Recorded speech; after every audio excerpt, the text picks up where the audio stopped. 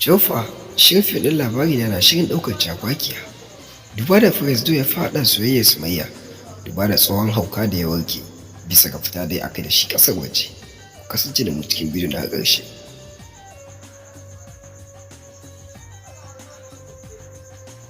Assalamu alaikum wa rahmatullahi wa barakatuh. Tuma sauran barkanmu da sace kasancewa da ku a daidai wannan lokaci a cikin wannan bidiyo. Wanda za mu warware muku zare da abawa bisa ga cece-kuce kace na ce akan Sumayya. Duba da a yanzu gidan ma'ana masarautar Gabas tana cike da alkhairi har da wasu daga cikin dangin Sumayya.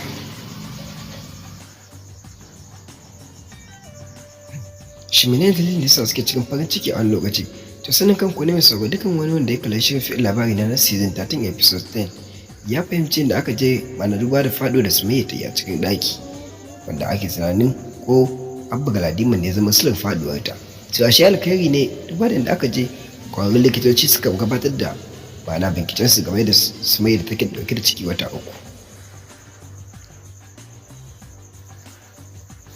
Tabbas labarin ya koma wa masarautar Gabas, wanda ɗan Audu ya fita a fusace duba da alhini ga ɗan Audu wanda yake da ma'ana ciki da Zaye, wanda ya fita yake faɗi ma Abba Galadima tare da 'yan uwansa da Amira da Jamila. Duk da cewa ɗan Audu ma'ana abu ne game da farin ciki, hakan bai sa shi ya fita daga son kuɗi ba. Har maganar mota ya yi ma Abba Galadima zuwa sa gidan Sumayya, duk da an hana shi ganin Sumayya, wanda ya fusata ya fita ya ce ya zama dole ga matarsa. Haka ya shiga, sannan kuma da ya shiga wani abin al'ajabi, mahaifiyar Sumayya tunna ba ji daɗin ganin sa ba, har lokacin Sumayya ta faɗi take cewa kaga zai kashe musu ya. Abin da yasa ya faɗa haka duba da Abba Galadima dukkanin wanda ya shura wajen kallon shirin fi'il labari na ya fahimci cewa Abba Galadima yana da ilimi wanda ya taɓa aiki ga likitoci. To tabbas dalilin da yasa ya ce a dan bar Sumayya kenan ba na yi mata maganin gida, wanda kenan za a tare numfashinta kenan. Duba da rashin ma'ana karancin ilimi na abu ga mahaifiyar Sumayya take cewa shin kaga za ka kashe mana ya kenan.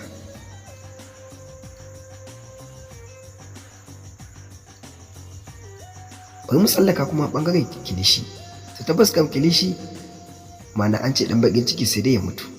Dalilin da yasa na faro magatu akan Kilishi shine idan muku manta ba yadda ma'ana wadda take tsakiya kenan daga babban sai ita ta yi alhamdulillah bisa ga ma'ana juna biyu da Sumayya ta dauka, take cewa Allah ya sauke su lafiya. Wanda Sumayya ta Kilishi ta waiwaya ta tsinka mata mari a fusace, har take faɗi mata cewa ta tashi fitira wata mai ta gidan ta kwarta.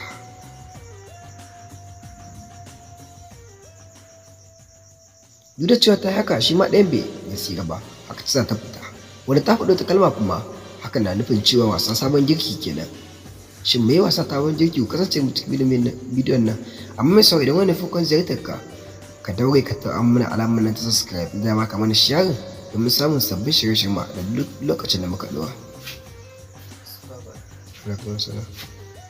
Babu shakka shirin fi'il labari na ya ɗauko sabon salo. Duba da dukkan wani wanda yake kallon fim ɗin ya tabbatar da cewa shirin fi'il labari akwai cakwakiya, da cewa da Umar da yana da aure, hakan bai sa ya fitar daga soyayya Sumayya daga cikin zuciyarsa ba, wanda hakan ya mayar da mana bara bana.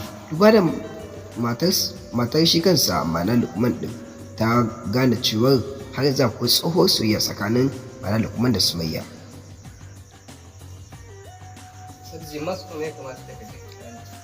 Sannan kuma Alhaji dan gaske duba da yadda Ali ya faɗi masa kalma a game da soyayyar Sumayya, ya fasa ta yawa ya rasa abin da ma zai ce masa. Ta tabbas kan Firisdo dai alamu yana cewa Firisdo tsohon hauka ya tashi, duk dai a baya ma abin da ya za ma'ana ida da haukata da Firisdo shine soyayyar Sumayya. To mai sauraro me zaka iya cewa game da wannan shirin fi'il labari na?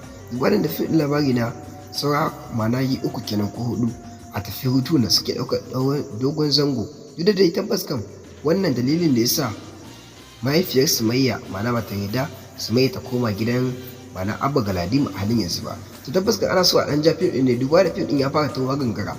Idan ba ku manta ba kowace kalar sukan yi fim guda 10 ne ma'ana kafin a tafi hutu. To wannan kan an jima na 13.